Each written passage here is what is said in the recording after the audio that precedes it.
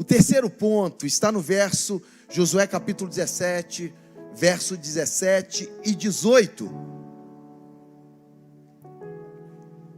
Josué capítulo 17, verso 17 e 18.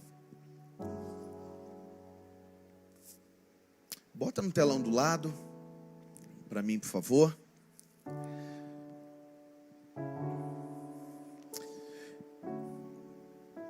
Diz assim: falou Josué à casa de José. Ele está tomando José como a referência daquelas pessoas, dos descendentes. Efraim e Manassés, dizendo: tu és povo numeroso e forte. Que coisa linda.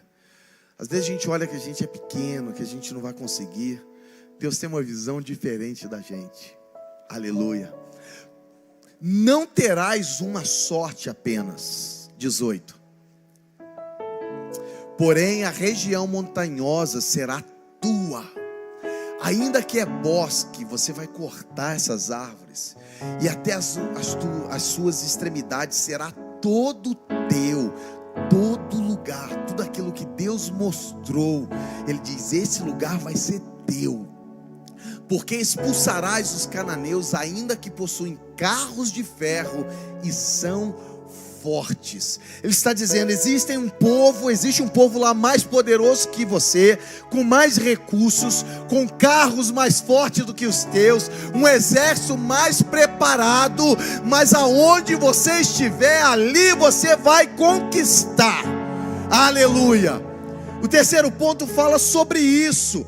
Fala que a gente precisa se mover mantendo a esperança no futuro, na promessa. Eu não estou falando do futuro pelo futuro. O nosso futuro está estabelecido na palavra. Quando a gente fala de futuro, a gente não está falando apenas de um tempo. Nós estamos falando de promessas. Entenda isso.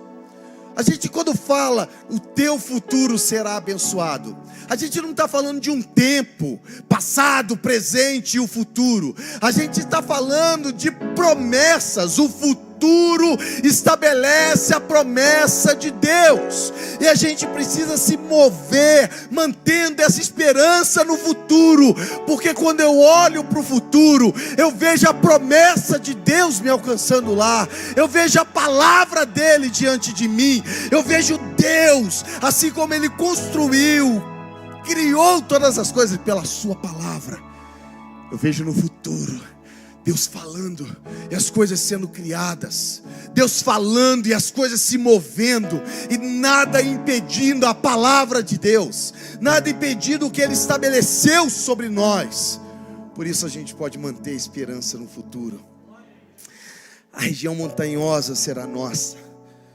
Eu não sei qual é a tua montanha, eu não sei qual é o teu desafio, eu não sei quando você olha para aquilo que você está enfrentando agora, que você olha e diz assim: é um exército muito grande, eles têm coisas que eu não tenho, eles têm algo que aos meus olhos me diminui e me torna incapaz. A minha empresa comparada a essa, ela não será tão grande, não vai poder conquistar isso.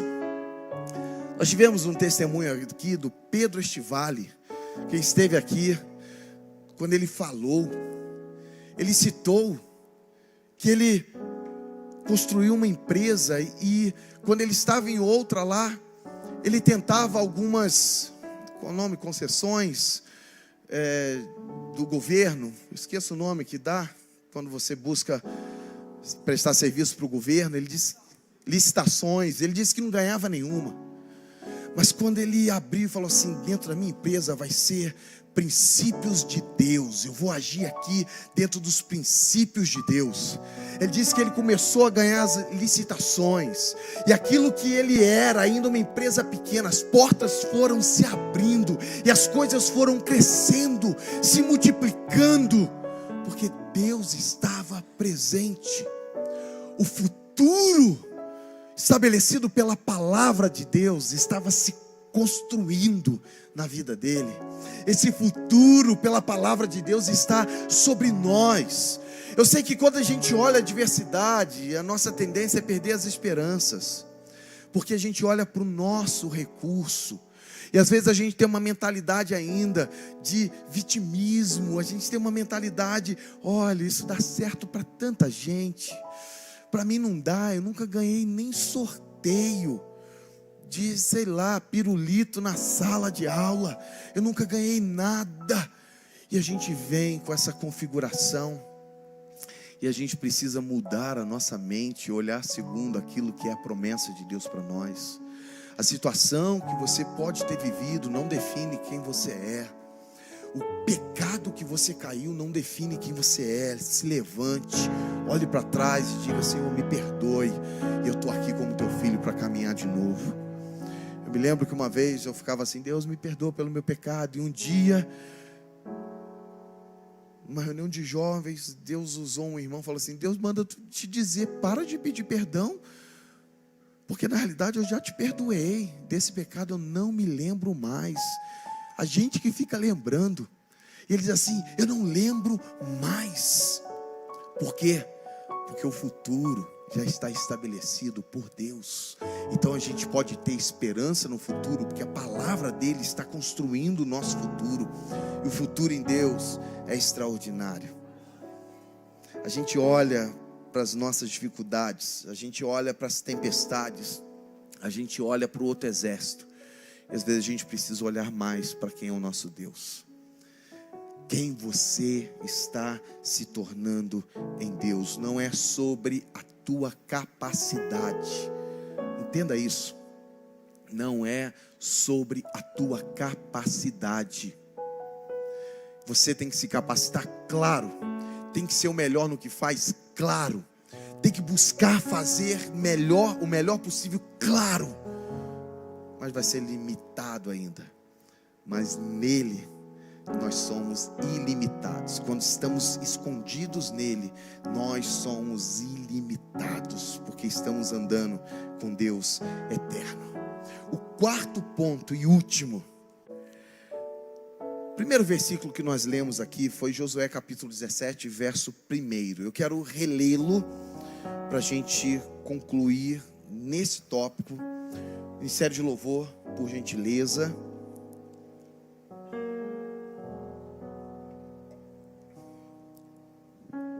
Diz assim: também caiu a sorte a tribo de Manassés, o qual era o primogênito de José. Eu gosto disso. Quando ele fala aqui, ele está tomando José como referência. Referência. Por que José era uma referência? Porque José foi alguém que passou por tantos desafios, mas ele alcançou aquilo que era o sonho dele. Ele passou pelos desafios, ele já era um exemplo de conquista, ele já era um exemplo de vitória. Quando Josué, ele está citando alguém que já era uma referência, José. José já conquistou, José, ele já escreveu a história. Quantos anos estamos falando aqui depois de José? Moisés escreveu em torno de 1491 antes de Cristo. José é anterior a isso. O povo já tinha ficado 400 anos lá no Egito. Então a gente está falando de 2.500 anos antes. Alguém escreveu uma história e deixou um legado de fé, uma herança que foi seguida pelos seus filhos. O quarto ponto fala justamente disso. A gente precisa se mover como alguém que tem atitude de vencedor. A gente precisa se posicionar.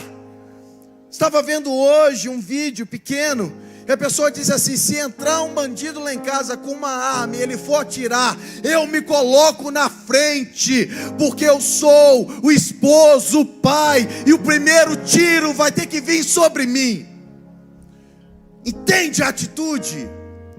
Eu sei que é desafiador, às vezes estamos sendo minados. Eu não quero que você busque apenas força em si mesmo para se posicionar, mas existe alguém que te chamou e você precisa andar nele, ter essa atitude de quem te chamou para isso. existe uma promessa, existe um pai que te fez filho, e o DNA dele está em você. A atitude nasce da identidade, de saber quem você é, de saber quem você está se tornando nele. A salvação não é o fim da tua vida, a salvação foi o início daquilo que Deus começou na tua vida. Como eu falo, o batismo, tem gente que diz assim: me batizei. O batismo é o início de uma grande jornada. Quando Deus te atraiu e te trouxe para a presença dele, é o início de uma grande jornada. Só que a gente precisa se posicionar, a gente precisa ter essa atitude, saber quem é. José venceu, ele está dizendo: vocês são filhos de José,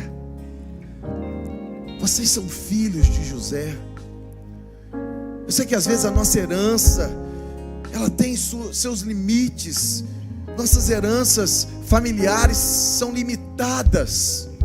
Às vezes a gente não teve pais que tiveram oportunidades que nós temos hoje. Estávamos falando isso ontem lá no instituto.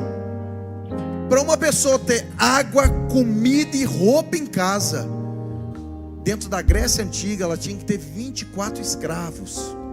Se você hoje tem comida, água e roupa, só os bens de maior necessidade, você já seria um milionário naquele tempo.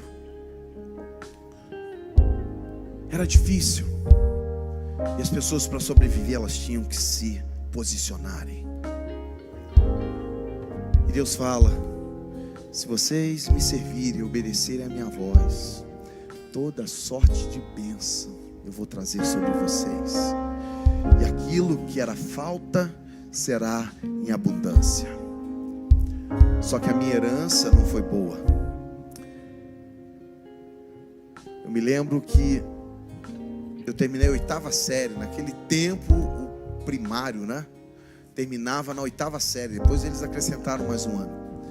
E quando eu terminei a 8ª série, meu pai já tinha começado uma oficina de sapato. Eu tenho como ofício ser sapateiro, e eu já tinha uma profissão. E eu terminei a 8ª série, eu tinha ali 12 anos para 13, terminei a 8ª série, eu já trabalhava. Ele diz assim: que bom, você já tem o dobro do meu estudo, eu fiz até a 4ª, você já tem a 8ª, pode parar de estudar, porque agora você já tem uma profissão, a gente tem uma microempresa. Minha mãe, mulher sábia, merendeira do colégio, falou assim: vai trabalhar durante o dia e estudar à noite, você vai estudar.